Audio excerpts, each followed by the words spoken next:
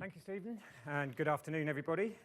So my name's Matt Payton. I'm Chief Executive of Radio Centre, the industry body for commercial radio in the UK. I think part of my job this afternoon is to get you through the post-lunch lull as your blood sugar levels start to stabilise.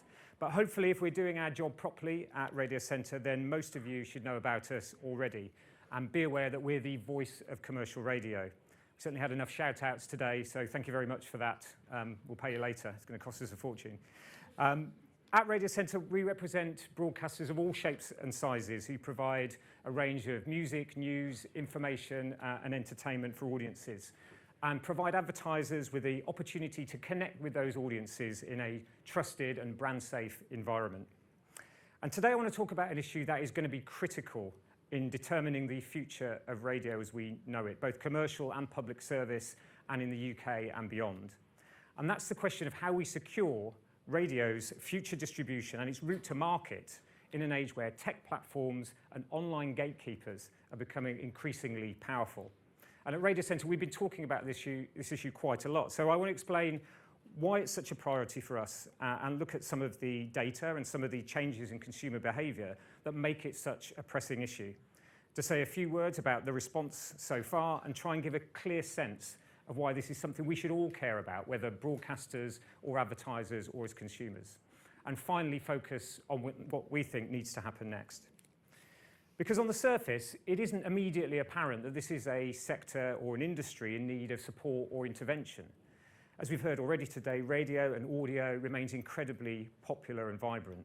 Despite the explosion of media and entertainment options, radio listening is at record levels, with 50 million people, or 9 out of 10 of us, tuning in each week.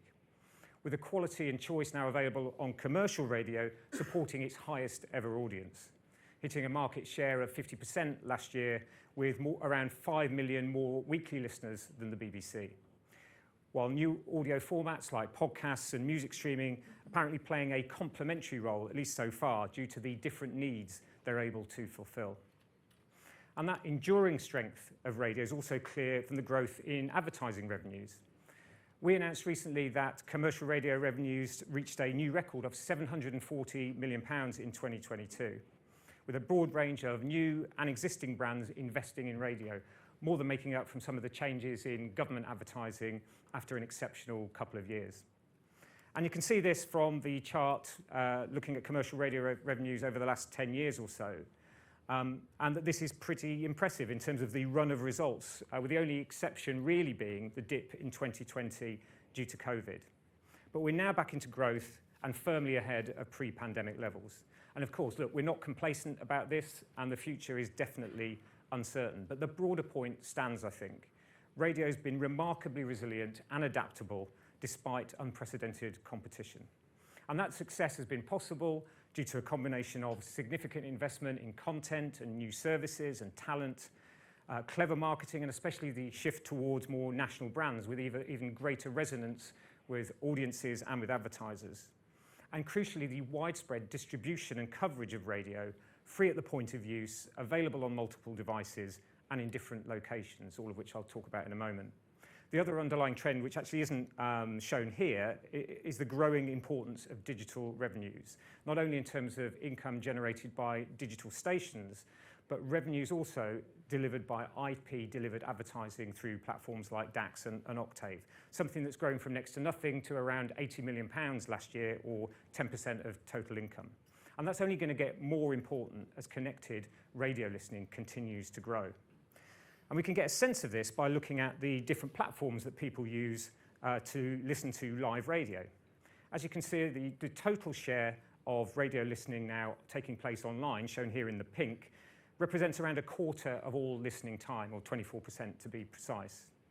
Now, that might not sound like too much in the grand scheme of things, especially when compared to the broadcast platforms like DAB and FM, which still account for the majority of radio listening, which point Matt Deegan was making this morning.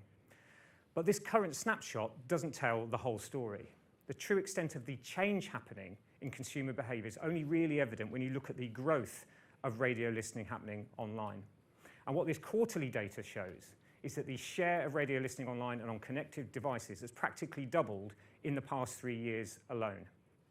a really significant shift, and actually probably the biggest single shift that's happening in radio and audio listening in the UK today.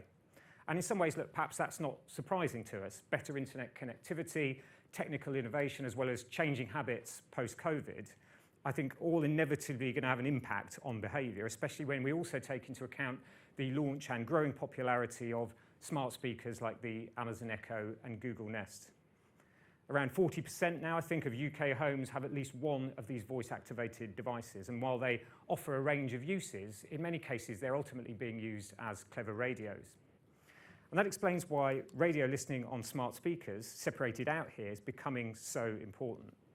As an industry, we only started formally measuring this officially and separately from online listening at the start of 2022.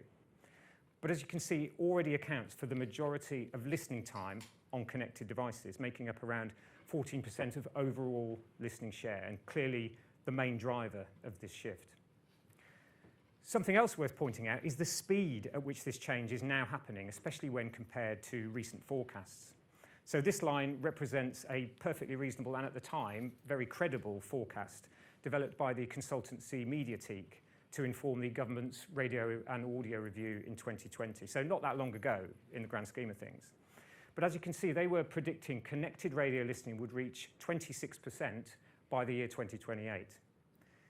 But look what happens when you add in the actual numbers for radio listening online since that forecast was made. At the end of 2022, we'd already reached 24%. So that puts us significantly ahead of the curve. And in fact, if you compare that performance to the forecast line, we're around 4.5 years ahead of where we were expected to be already. Look, I'm not going to make any rash forecasts of my own at this point, but if that trend continues, it's not difficult to imagine online being the biggest single platform for live radio listening, certainly within the next 5 years or so. In fact, for some radio stations, listening online is already becoming their most important route to market, and commercial radio is at the forefront of these changes. And I promise this is my last bar chart. There won't be any more after this. But as you can see, what this shows is the share of listening by platform, but this time split between the BBC in blue and commercial radio in pink. And in some cases, the share of listening is relatively similar. For example, DAB is around 40% for both BBC and commercial radio. But if you look a little closer, you can see that commercial radio is significantly ahead of the industry average in terms of its online listening share. So 28% and growing, with the BBC only on 19%. So remarkably, the extent of online listening to commercial radio means that it's around the same level, almost, as FM. It's something that was just unthinkable just a few years ago. So you can understand why securing this route to market is becoming such an urgent priority, especially for commercial radio, where you can advertise, of course. And while it's clearly hard to make specific forecasts in terms of how the market's going to develop in the next few years, based on everything we've seen so far, it's reasonable to expect this trend to continue and to accelerate, and in all types of listening environments. For example, around a quarter of all radio listening currently takes place in cars, but this experience is changing significantly too with the growth of IP-connected cars. So around 60% of new vehicles globally are expected to be internet connected in 2023. So that turns an in-car audio system into a connected entertainment and control hub. Some refer to this in a very American way as the screenification of cars, which means that radio's got to fight even harder to get heard and to be seen in the dashboards of the future. Gone are the days, I think, of new cars just coming with a simple radio button. And that's a real challenge for us. But the fact remains, consumers expect to have access to live radio in cars.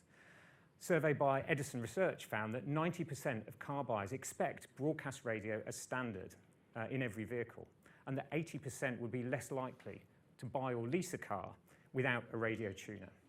So as a result, as an industry, we're working in collaboration through the platform known as Radio Player, bringing together commercial and public service radio across Europe and beyond to respond to this challenge, providing solutions for the car companies to ensure the best possible radio experience in connected cars, while keeping radio as prominent as possible, as with this hybrid radio example from BMW.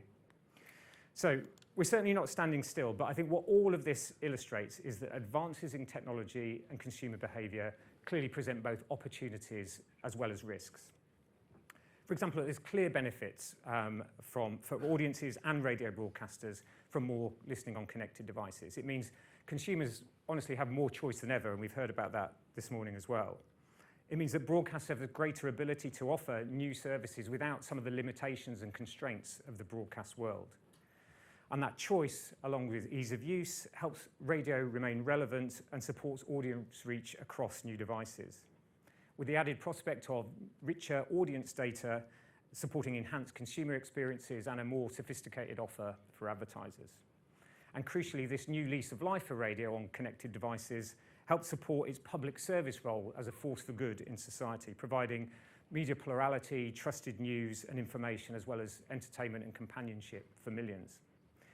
However, there's also a number of potential risks or problems that are a cause for concern, and these risks generally stem from the power of the platforms as an intermediary or gatekeeper to radio content, both commercial and public service. And this raises serious concerns about the future. For example, will platforms start charging for carriage, and how will they do that? Will domestic UK radio content, in our case, be findable and discoverable and served to audiences when they ask for it? Or will they be pushed to music streaming services operated by the platforms through so-called self-preferencing? And will the integrity of radio content be respected, or will there be a move towards unauthorized ad insertion or ad replacement, undermining the business model of commercial radio? And that's before we even consider the question of access to data generated by radio services. And if all these sorts of changes end up being implemented, that would be bad news for audiences who could see the range of services on offer diminished, but also bad news for advertisers, especially if overall access to commercial radio audiences is restricted, reducing campaign reach, which we know from our own research is so vital in delivering the best possible advertising effects. Similarly, if ads are removed or replaced without warning, that's going to start having a negative impact on the effectiveness and high levels of trust in radio.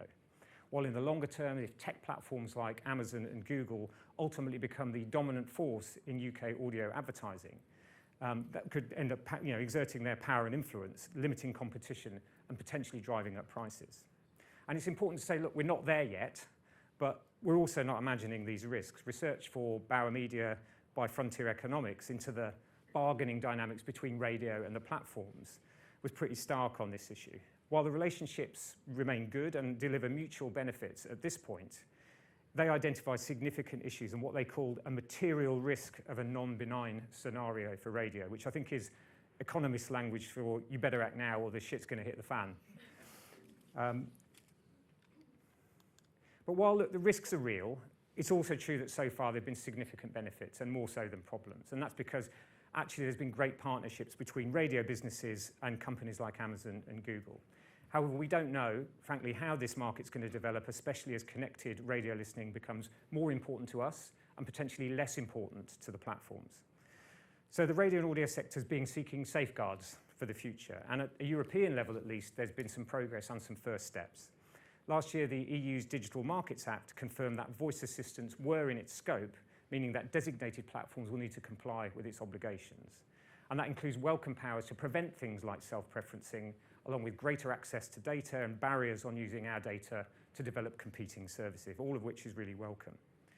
But the process of designating individual voice assistants is only just getting started, and it's not clear how that's going to affect activities in the UK. So we think it's vital the UK introduces its own regime to support competition, protect consumers, and help ensure radio has a viable future. So that's why we want to see action on the promise of legislation, granting full powers to the new Digital Markets Unit so it can develop some similar safeguards with an early set of requirements covering the behaviour of voice assistant platforms. But not everything will fit under the DMU's competition remit, so that's why we've also been advocating changes to support the availability and access to radio as part of the long-awaited media bill. And we think that can be done simply and effectively by adapting some of the rules that support access to public service television and applying those to voice assistants, ensuring free access, integrity of service, and the findability of UK radio. I think all of this initially seemed to be put a little bit in the too difficult box in the government's media white paper last year, but actually we've since had some really strong support from ministers, from officials in government, and from politicians of all parties. So I think it's fair to say the case for securing radio's future online has now been made and is actually largely accepted. We just hope that continues following some of the changes to government departments and responsibilities recently. And we also hope we can depend on your support too, because the truth is, despite the positive outlook for radio and audio and the exciting developments we've been hearing about today, we can't afford to wait too much longer as the audio market continues to tip towards even greater dependence on the platforms. Thanks for listening.